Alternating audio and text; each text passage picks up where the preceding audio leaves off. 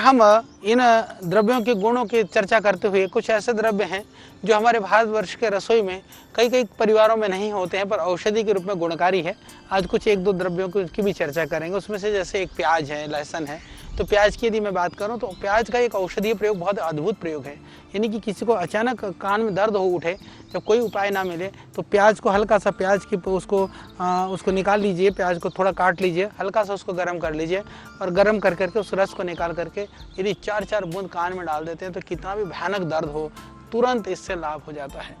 और दूसरी चीज़ आपने सुना होगा कि कितनी भी भयानक गर्मी हो और लू लगी हो तो वो जहाँ धूप में जाना घूमना पड़ता हो, एक प्याज में गले में रख कर यदि जेब में रख लो चाहे गले में लटका लो तो भी लाभ हो जाता है। और राजस्थान जैसे भयानक गर्म क्षेत्र में, महाराष्ट्र के गर्म क्षेत्र में आपने देखा होगा एक किसान जो है सिर्फ एक प्याज के सहारे से रोटी खा लेता है और भरी धूप में काम कर लेता है, लू नहीं लगता है। कारण क्या है कि प्याज के अंदर जबरदस्त क्षमता है लू को रोकने की। तो इसीलिए प्याज को, हालांकि प्याज खाने से मुंह में थोड़ा सा दुर्गंधी आती है पर कुल्ला करें, खाने के बाद में साफ करें।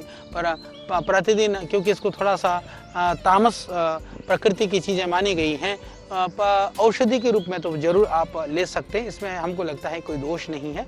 रूटीन में प्रतिदिन भोजन का अंग ना भी बना लें पर कभी कभी आप इसको ले सकते हैं। इसके अतिरिक्त प्याज का हमने देखा है कि एक शरीर को वो बल भी प्रदान करता है।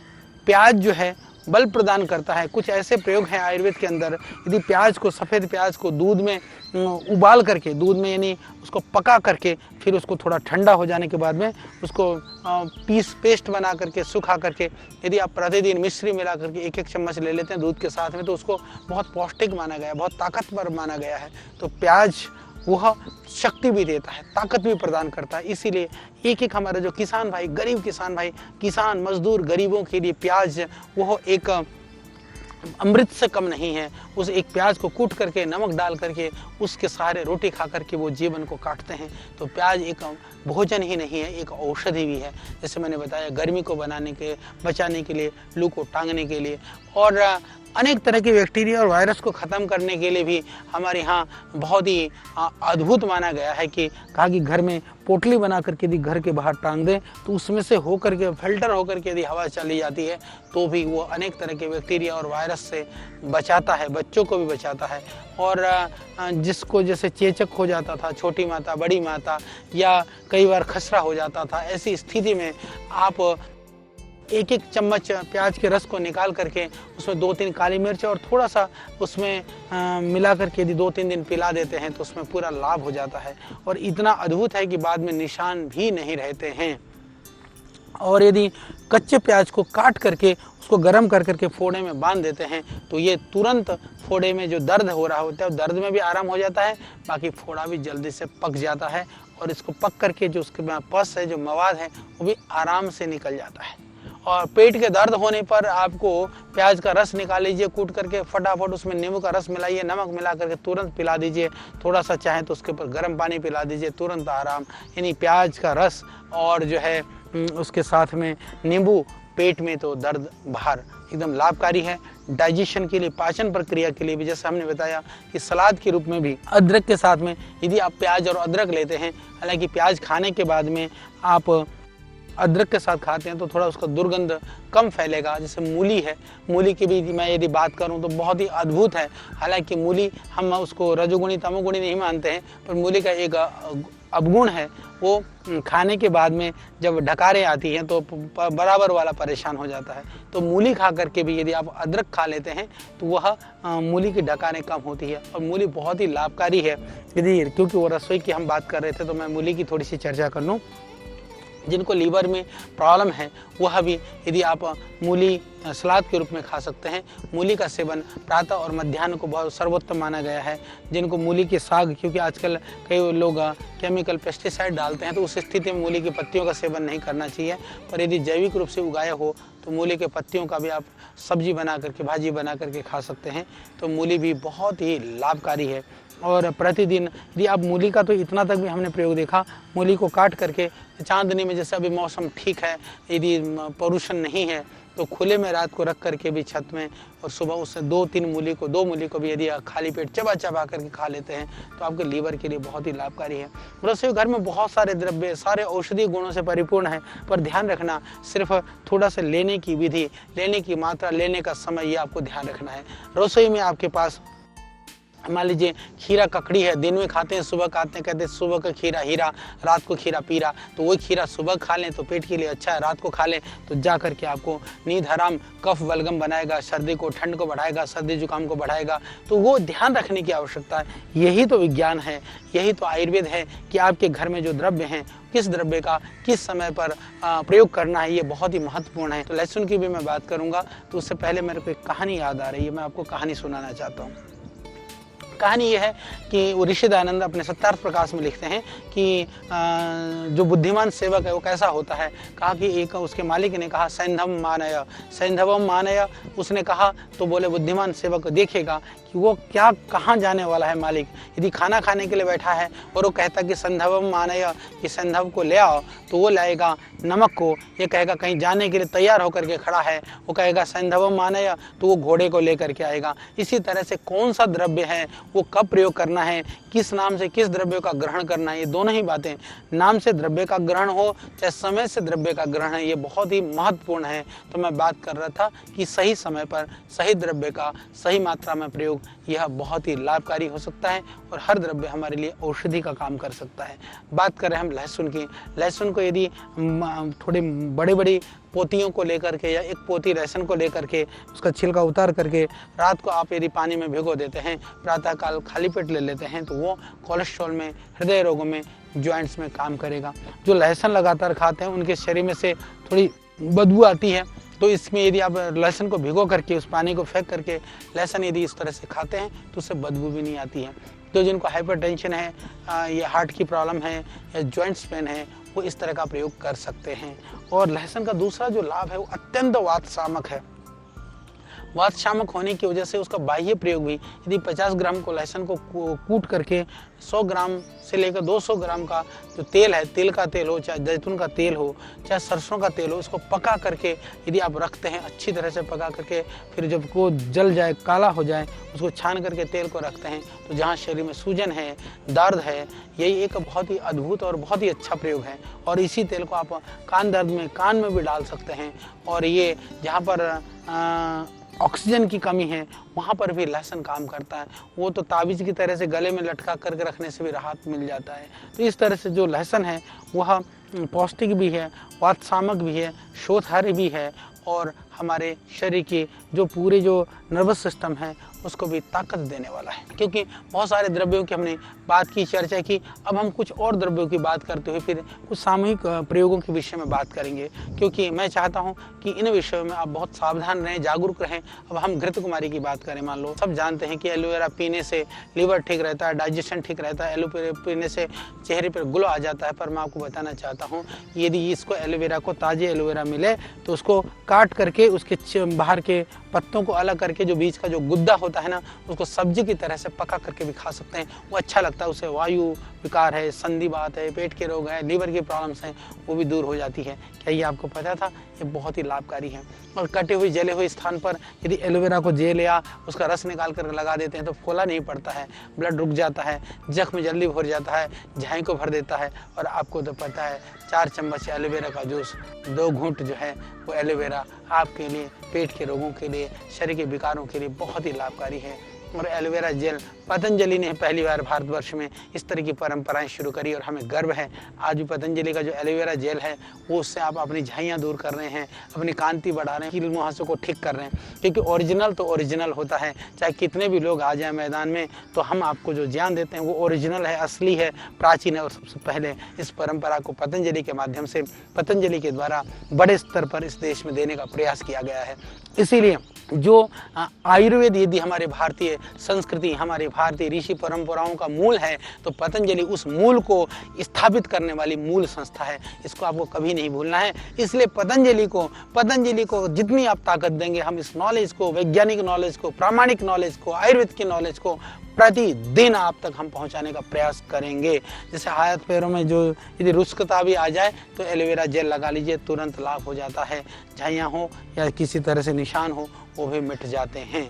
और हमने जैसे कहा कि दालचीनी का थोड़ा पाउडर है, 1 चम्मच शहद। अब कुछ मैं आपको मिश्रित प्रयोग, क्योंकि यदि मैं शहद की बात करूं तो शहद आप जानते हैं कि बहुत ही लाभकारी चीज़ है।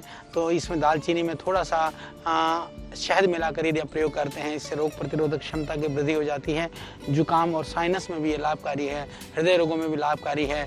और आंखों की ज्योति भी बढ़ानी हो तो यदि गाजर का रस निकालिए, गाजर का रस 1 गिलास में थोड़ा सा 1 चम्मच शहद मिलाइए, आप प्रतिदिन ले लीजिए तो अद्भुत है। सर्दी जुकाम में शहद में थोड़ा अदरक का रस मिला करके ले लीजिए, लाभकारी है। काली मिर्च, शहद और अदरक का रस लेने से भी इससे खांसी में, श्वास में, बलगम में, कफ में एकदम लाभ हो जाता है। और यदि रक्तचाप के नियंत्रण के लिए थोड़ा सा प्याज का रस निकालिए, उसमें थोड़ा सा शहद मिलाइए, वह भी बहुत ही लाभकारी है। और 1 गिलास गर्म पानी यानी गुनगुना पानी पीने लायक में, तेज़ गर्म पानी में कभी शहद नहीं मिलाना चाहिए। पीने लायक पानी में शहद और नींबू मिलाकर सुबह ले लीजिए, ये मेद को कम करता है। प्रतिदिन आप उसका सेवन कर सकते हैं। और रोज 1 चम्मच यदि शहद का सेवन करने से ऐसा माना गया है कि मनुष्य की जो आयु है वो लंबी होती है, जिंदगी जो है स्वस्थ रहता है। तो ये कुछ द्रव्य थे जो मुझे एकदम याद आए, हमने उसको आपको बताने का प्रयास किया है। अब हम कुछ प्रयोग हैं जो मेरे दिल और दिमाग में एकदम जोर मार रहे हैं कि जो मैं आपको ज़रूर बताऊं। तो अभी कुछ हम प्रयोगों को और बताएंगे आपको, तो ध्यान से सुनिएगा। जैसे 2-3 ग्राम दालचीनी है, उसमें 2-3 लौंग डाल करके चाय की तरह उबाल करके, आधे ग्राम से 1 ग्राम दालचीनी ले लीजिए और 2-3 लौंग ले लीजिए। उसको बिल्कुल चाय की तरह से उबाल करके आप चाय की तरह से गरम पीजिए। हृदय की धड़कन बढ़ी हुई हो, हृदय में एंजाइना दर्द हो रहा हो तो एकदम लाभ हो जाता है। और ये प्रयोग आपके वायरल प्रॉब्लम में भी हेल्प करता है, सर्दी जुकाम कफ में भी हेल्प करता है। और इसी तरह से दूध के लिए कई बार लोग कहते हैं मिल्क मसाला इलायची है, दालचीनी है, सौंठ है, इसका पाउडर करके आप रख लीजिए। और इसको थोड़ी मात्रा में जब दूध लेते हैं तो आप दूध के अंदर डाल करके पीजिए। इससे हृदय को ताकत मिलेगी और रोग प्रतिरोधक क्षमता भी बढ़ जाएगा। इससे दूध भी, जिनको डाइजेस्ट नहीं होता है, दूध भी डाइजेस्ट होने लगेगा। और इसी तरह से डायबिटीज़ के लिए हम पहले भी बता चुके हैं, करेला, खीरा, टमाटर आपके रसोई में तीनों चीज़ जरूर हैं। उनका सुबह निकाल कर 1 कप जूस प्रतिदिन पीजिए, उससे डायबिटीज़ में लाभ हो जाएगा, पाचन प्रक्रिया भी ठीक रहेगी। आपकी रसोई की जो लौकी है, लौकी का ताज़ा रस निकालिए, सुबह जो है उसमें थोड़ा सा पुदीना डाल दीजिए, थोड़ी सी इलायची डाल दीजिए। और आपको बहुत स्वाद चाहिए, छोटे बच्चे लौकी को पसंद नहीं करते हैं, तो 1 सेब का भी जूस उसमें निकाल करके डाल दीजिए। सेब और लौकी का जूस ये अद्भुत है आपको हार्ट की प्रॉब्लम के लिए, इंडाइजेशन के लिए, एसिडिटी के लिए, पाचन प्रक्रिया के लिए। पर ध्यान रख लीजिएगा, यदि सर्दी का मौसम है, आपको ठंड है, तो थोड़ा सा अदरक का रस या थोड़ा सा सौंठ निकाल करके पी लेना, मिला करके पी लेना। ये कोलेस्ट्रॉल को भी कम करता है, लौकी का जूस। और ये जो एप्पल का जूस है वो अभी रिसर्च हो चुका है कि हार्ट के लिए भी अत्यंत लाभकारी है। तो इसी तरह से जिनको तेज़ बुखार हो, लौकी की बात चल रही है तो एक प्रयोग और बता दूं, वो तेज़ बुखार हो तो बाकी औषधि उपचार के साथ साथ में लौकी को आप गोलाई में काट करके बच्चे के हाथ, जो व्यक्ति है उसके पैरों के तलों में रगड़िए या उसको रखिए। तो रगड़ने से, धीरे धीरे रगड़ने से या रखने से रोगी को शांति मिलती है और बुखार जल्दी उतरने में इससे निश्चित रूप से लाभ होता है।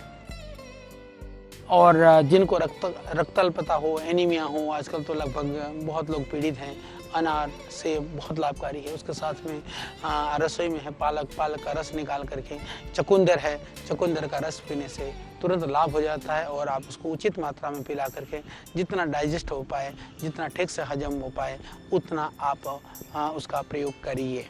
और जिन लोगों का पेट ठीक से साफ ना होता हो, उसके लिए भी रसोई घर में पपीता है, पपीते का सेवन ज़्यादा कराइए।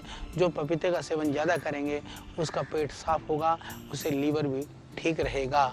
और जिनको ताकत चाहिए, क्योंकि आप कहेंगे जी रसोई की तो सारी कहानी आपने बता दी, हमको ताकत के लिए तो कुछ बताया नहीं। ताकत के लिए सुन लीजिए, 5-7 बादाम ले लीजिए, 2 अखरोट ले लीजिए और 4-5 काली मिर्च को रात को भिगो दीजिए। और भिगो करके सुबह अच्छी तरह से पीस करके आप चबा करके अच्छी तरह से खाइए। ये सेहत और याददाश्त के लिए अद्भुत है। और इसके अलावा मैं आपको और बता देना चाहता हूँ, 8-10 मुनक्का या किशमिश भी ले सकते हैं। किशमिश ले लें तो थोड़े ज़्यादा ले लें, 15 ले लें, 4-5 अंजीर ले लें और 8-10 बादाम को रात को भिगो करके सुबह प्रतिदिन उसको पीस करके चबा चबा करके खाते हैं तो ये अत्यंत लाभकारी है, बलकारी है और उदर रोगों के लिए यह बहुत ही हितकारी है, क्योंकि अंजीर जो है पेटों के लिए बहुत ही लाभकारी है। फिर और एक प्रयोग और बताना चाहता हूँ, मुनक्का और अंजीर को यदि दूध में पका करके रात को पकाइए, अंजीर आप 2 अंजीर डाल दीजिए, मुनक्का डाल दीजिए 5-7 और पका करके आप लेते हैं तो इससे बल की वृद्धि हो जाती है, पाचन प्रक्रिया भी ठीक हो जाता है। और इसी तरह से सर्दी के मौसम में यदि हम छुआरा है, खजूर है, दूध में पका करके सेवन करते हैं तो भी ये बहुत ही लाभकारी है। आप कहेंगे जी ये पैसों वालों के लिए तो छुहारे भी मिल जाएंगे, बादाम भी मिल जाएगा, अखरोट भी मिल जाएगा, गरीब क्या करें। मैं बताना चाहता हूँ जिसको मैंने स्वयं ने वर्षों सेवन किया है, काले चने को आप रात को भिगो दीजिए, उसमें थोड़े से मूंगफली दाने भिगो दीजिए। मूंगफली लगभग आप समझिए कि एक मुट्ठी 5-10 ग्राम मूंगफली के दाने और करीबन 15-20 ग्राम, 20 ग्राम या 25 ग्राम, 30 ग्राम जितना आप खाना चाहते हैं, 50 ग्राम आप चने को भिगा दीजिए, 50 ग्राम चना और करीबन 10 ग्राम मूंगफली, इसको रात को भिगो दीजिए। भिगो करके सुबह इसको आप सुबह क्या करें, या तो आप उसको जैसे नाश्ते के समय पर खूब चबा चबा करके आराम से बैठ करके चबा चबा करके उसको खाइए, चबा चबा के खाइए। आप देखेंगे यह सस्ता भी पड़ेगा पर यह अद्भुत है ताकत के लिए, ये बहुत ही पौष्टिक को देने वाला, शक्ति को प्रदान करने वाला है कि चना जो है ये काला चना बहुत ही लाभकारी है। इसके अतिरिक्त यदि आपको डाइजेशन, इसके लिए ज़रूरी है कि आपको पाचन प्रक्रिया, पाचन सिस्टम ठीक होना बहुत ज़रूरी है। तो जिनका जो पाचन है वो ठीक हो तो वो इसका प्रयोग रेगुलर कर सकते हैं। इसके अतिरिक्त जो है चने के सत्तू बना करके, आप जानते हैं कि चने का सत्तू बिहार आदि क्षेत्र में बहुत ही प्रचलन में है, चने का सत्तू। अब जैसे अब गर्मी का मौसम, जब गर्मी हो तो गर्मी के लिए जो है ये जौ का सत्तू, जौ के सत्तू जो है बना करके, यदि आप सत्तू के अंदर में बहुत शीतलता प्रदान करता है, आंतों को ताकत देता है, तो जौ और चने की जो सत्तू का सेवन है ये बहुत ही लाभकारी और बहुत निरापद और बहुत हल्का प्रयोग है। इसका आपको जरूर प्रयोग करना चाहिए। तो उसके लिए सत्तू जो खाने वाले लोग उनको सबको पता है। हाँ, ध्यान रखिए सत्तू का प्रयोग रात्रि को नहीं करना चाहिए। उसका प्रयोग, कई लोग रात को सत्तू खाते हैं, मैं निवेदन करूंगा आप दिन में और मध्याह्न में आप सत्तू को ले लीजिए। सत्तू को पानी डाल करके थोड़ा मीठा मिला करके भी ले सकते हैं, या सत्तू में छाछ मट्ठा मिला करके भी लिया जा सकता है, या सत्तू में थोड़ा सा आप दूध के साथ भी सत्तू ले सकते हैं। पर दूध के साथ जब आप सत्तू पीते हैं तो वो डाइजेशन में थोड़ा सा भारी हो जाता है, या जिनको कोलाइटिस है, हेमाटाइटिस है, उनको पानी में सत्तू मिला करके लेना चाहिए।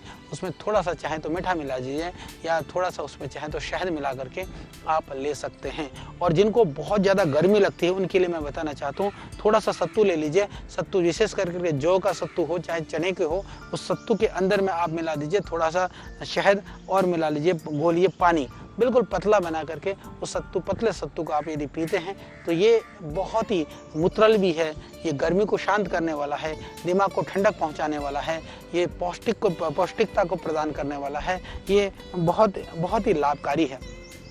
इसके अलावा एक चीज़ और है, जो दूध का सेवन आजकल कईयों को अनुकूल नहीं पड़ता है, दूध की जगह पर कोई अल्टरनेट चाहते हैं, तो उनके लिए मैं एक सरल प्रयोग बता देना चाहता हूँ कि वो हो ये ताकत भी आ जाए और नाश्ते का भी काम हो जाए। उसके लिए थोड़े से बादाम, जैसे 4-5 बादाम, थोड़े से जैसे हमने बताया पहले कि आप उसमें अंजीर ले लीजिए, थोड़े से आप मुनक्के ले लीजिए, और उसमें जो अलसी होता है, अलसी जो फ्लैक्स सीड जिसको बोलते हैं, फ्लैक्स सीड का आजकल बड़ा फैशन सा भी चल रहा है, बहुत महंगा नहीं है। अलसी हम पहले से प्राचीन काल से उगाते रहे हैं। 1 चम्मच लगभग उसको लेकर के उसको रात को आप पानी में भिगो दीजिए, सब चीज़ को। सुबह उसको मिक्सी में या सिलबट्टे पे उसको इतना पीसिए कि बहुत अच्छी तरह से पीसने के बाद में जब आप उसको बारीक छन्नी से छानिए, और फिर जो बचा हुआ है उसको फिर पीसिए, फिर बारीक छन्नी से छानिए, आप देखेंगे आपका 1-1.5 गिलास दूध जैसा बन जाएगा वो। ये अलसी और ये बादाम का दूध है, ये आपको बहुत शक्ति प्रदान करेगा, बहुत ताकत देगा, तो इसका आप सेवन कर सकते हैं। तो इस तरह से जो आपके रसोई के घर के अंदर में अनेक विविध तरह के पदार्थ हैं, विविध तरह की साग सब्जियां हैं, विविध तरह के मसाले हैं, और इन मसालों का सेवन प्राचीन काल से ही, मसाले वास्तव में वो स्वाद के लिए तो थे ही थे, मसाले सेहत के लिए भी थे। तो इन मसालों के द्वारा हम सेहत कैसे प्राप्त कर सकते हैं, कैसे हम प्राप्त करें, इन विषयों को मैंने आपको बताने का प्रयास किया। तो आपके रसोई में जितने भी द्रव्य हैं, हमारी जड़ी बूटी रहस्य एक पुस्तक है, उसके अंदर हमने विविध तरह के इन मसालों के गुणों को वर्णन किया है। इसके अतिरिक्त अभी जब हम आयुर्वेद की इन सब कड़ियों में जो बात कर रहे हैं, तो मैं आपसे निवेदन करूंगा इस पूरी श्रृंखला को, पूरी जितने भी जो ये इसकी कड़ियाँ हैं, उन सब कड़ियों को आप देखिए, क्योंकि न जाने कौन सा ज्ञान जो आपके लिए काम की चीज़ हो वो कब आपको सुनने को मिले और जानने को मिले। हमारा प्रयास है हम एक एक चीज़ को लेकर के बैठें। जब मैं रसोई की बात कर रहा हूँ, जैसे हम रसोई में पुदीना है, पुदीना इतना लाभकारी है। पुदीने को आप उबाल करके काढ़ा बना करके पीजिए, सर्दी जुकाम के लिए लाभकारी। जैसे मैंने कहा कि आप लौकी के जूस के साथ में थोड़ा सा पुदीना डाल करके, जैसे सुबह आप उसको पुदीना के साथ में लौकी का जूस पीते हैं, तो वह भी आपके हृदय के लिए, और वो बड़ा स्वादिष्ट भी लगता है, बहुत अच्छा भी लगता है, तो उसको पीजिए।